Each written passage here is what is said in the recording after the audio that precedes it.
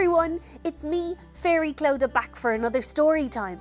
I'm here with my 4 fairy friends, Evie B, Layla Bell, Jojo and Ali May. And we're all ready for the story. Are you? Oh, and don't forget to listen carefully because we'll have a special competition at the end. Are you ready? Here we go. The Fairy Who Couldn't Write Back. Queen Kate smiled. Okay, everyone, anything else to add? It was a bright sunny morning in Fairy Valley, and the International Fairy Council daily meeting was about to come to an end. It had been a successful one. Queen Kate had given her blessing to a new paddling pool long enough to fit a whole family of millipedes, which everyone was excited about. That's all for today, I think, said one fairy, and the others agreed. As they started to gather the things to leave, Queen Kate's assistant, Fairy Greta, cleared her throat. I'm terribly sorry, everyone, said Greta. I do have one more item here. Our human friends at the Irish Fairy Door Company have told us they've had an email from a human child named Caroline from Scotland. Let me just see if I can find it. Greta flushed bright red as she rifled through the pages on her desk. Aha! Got it. Yes, it says, "Hi, my name is Caroline. I'm 8 years old. I'm from Edinburgh and my fairy Elsa hasn't written to me in 3 months. I'm worried. What should I do?" The fairies around the table looked concerned to hear this news, as did Queen Kate herself. Is this a common issue, Greta? She asked. Oh, not especially, said Greta. The humans tell us that while almost all fairies are writing to their humans about once a week, there is a small number of children who aren't hearing from their fairies very much at all, unfortunately. Queen Kate frowned. Goodness me! The happiness of human children is extremely important to me, and to all fairies.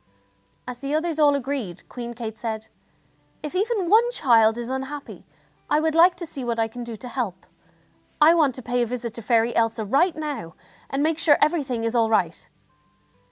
Greta's eyes widened. Really, Queen Kate? Now? Would you like me to arrange a chariot or some ladybirds to carry you there? Queen Kate smiled again. Of course not, Greta, but thank you. As long as my wings still work, I'm quite happy to carry myself there. And with a flutter of her sparkling wings, Queen Kate slipped the piece of paper from Greta's hand and flew away. It was night time when Queen Kate arrived at Caroline's house in Edinburgh. She thanked a friendly local owl who'd helped her find the right street, flew through an open upstairs window and found herself in Caroline's bedroom. Queen Kate whispered, Hello, my dear Caroline, to the sleeping human and landed softly at Elsa's purple arched door, knocking as quietly as she could. Elsa looked like she was in shock when she opened the door. Queen Kate? She stuttered. I saw your wing when I looked out of the keyhole and I thought, it couldn't be. Is it really you? Hello, Elsa, whispered Queen Kate. Then, with a wink, she said, I'm almost certain that I am me. I'm here to help. May I come in? Elsa opened the door wide. Of course, yes.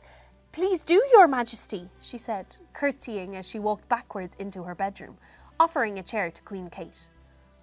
Oh, you are kind, but there's no need for all that, said the Fairy Queen. Now tell me, how are you? Are you enjoying being a house fairy? Elsa told Queen Kate how much she loved looking after her human Caroline, her face lighting up as she spoke. Then her smile fell. But the notes... Tell me about the notes, said Queen Kate. I would love to help if I can. Well, said Elsa, at first I was able to write them, but recently, every time I try to pick up a pencil, my elbow starts to tingle, and it makes me laugh so much I can't write. It happens every time. It's quite funny in one way, but it also makes me sad because I love my humans so much. And I love reading her notes, and I don't want her to be sad. I want her to know that I'm still here, looking after her, always. Queen Kate looked deep in thought. Then she spoke excitedly. You know, Elsa, I might have just the thing. She opened her tiny bag and started to take out little bottles of dust. No, not that one. Before long, both fairies were surrounded by bottles of magic dust. So many they could barely see each other. Elsa was amazed. Queen Kate, how did they all fit in your tiny bag? Queen Kate smiled as she rummaged. Oh, you'd be surprised what I can fit in here. Aha! Found you. She presented Elsa with a bottle of magic dust that was a mix of the most vibrant green and orange Elsa had ever seen. Now, I know you can't write to your human at the moment, Elsa, so please take this gift from me to you. It's a special dust with an amazing power. When Queen Kate had finished explaining the power of the special dust, Elsa's eyes filled with the happiest of happy tears. I can't tell you what this means to me, Queen Kate. Queen Kate rested her hand on Elsa's shoulder. It's okay, my dear. You don't need to. I know. Now, let's tidy up and I'll be on my way. As soon as Queen Kate returned to Fairy Valley, she wrote a very special fairy alert. It read, My friends, while writing notes is an important part of being a house fairy, I've come to realise that it is not always possible. So from this day until forever, any fairy affected by the condition now known as Elsa's elbow will be equipped with a very special fairy dust. Blowing a tiny handful of this dust over your human as they sleep will allow you to join them in their dream, where you can talk and have fun together. They may not always remember it the next morning, but often they will. And most importantly, they will know without a shadow of a doubt that you are always there for them, no matter what. The end. Thanks for listening. And now we have a special competition. If you would like to win one of our fairy friends' soft toys, then just answer this question below.